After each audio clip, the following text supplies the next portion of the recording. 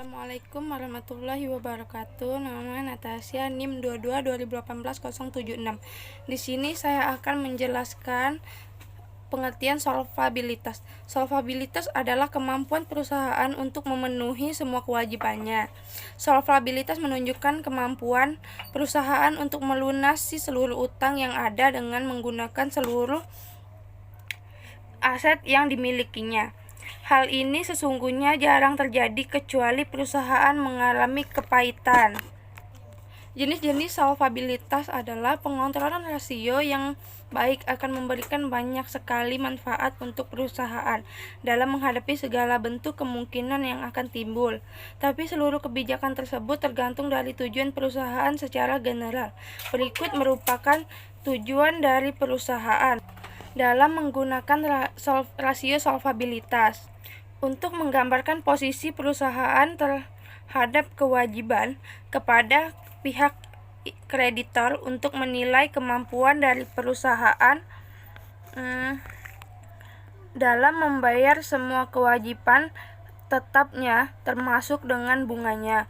Untuk mengetahui nilai aktiva khususnya aktiva tetap terhadap modal apakah sudah seimbang atau belum seimbang. Untuk melakukan penilaian sebesar pengaruh dari hutang terhadap pengelola aktiva atau aset perusahaan. Untuk melakukan penilaian atau pengukuran seberapa bagian dari masing-masing rupiah modal sendiri yang dijadikan sebagai jaminan hutang jangka panjang.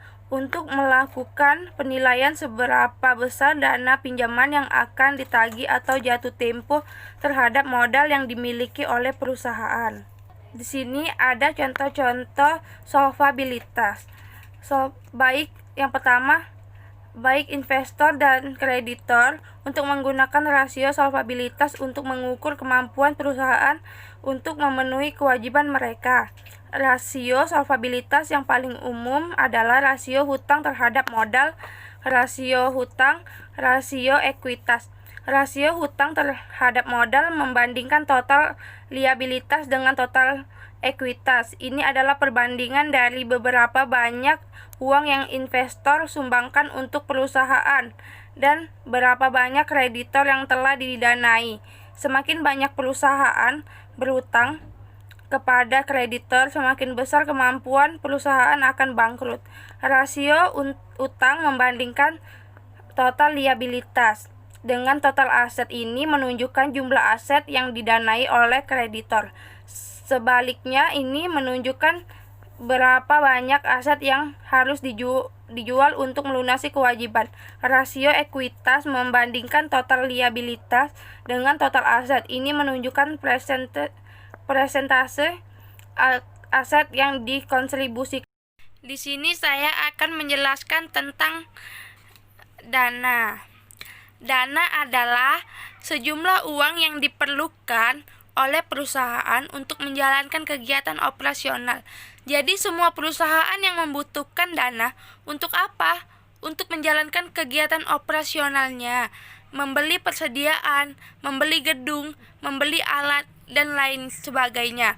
Berdasarkan sumbernya, jadi ada sumber dana eksternal dan sumber dana internal.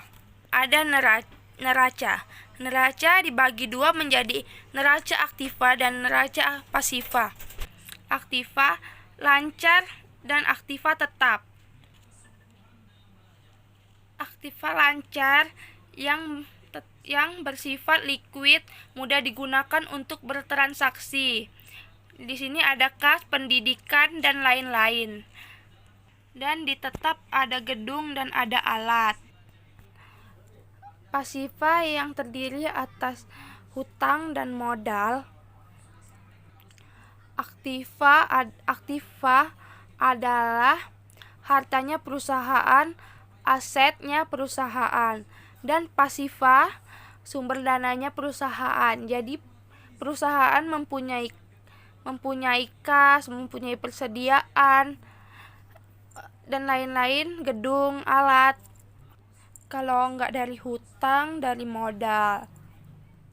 Nah, di sini ada sumber dananya dibagi dua berdasarkan sumbernya atau sifatnya. Yang pertama ada eksternal, yaitu sumbernya yang berasal dari luar perusahaan, bisa dari vendor, tunjuk pendek, bisa dari bank dan lain sebagainya. Yang kedua adalah modal. Modal ini disebut sebagai sumber daya internal. Karena apa? Karena memang berasal dari perusahaan itu sendiri. Kalau hutang bisa dari pihak lain, kalau modal itu berasal dari perusahaan itu sendiri. Modal ini bisa berupa modal saham ataupun juga laba yang ditanam. Kemudian kita tahu kalau sumber daya eksternal dan sumber daya internal itu tentu saja sangat berbeda. Ada kelebihan. Sekianlah beberapa hal yang bisa saya sampaikan. Sebelumnya saya mohon maaf bila ada salah kata.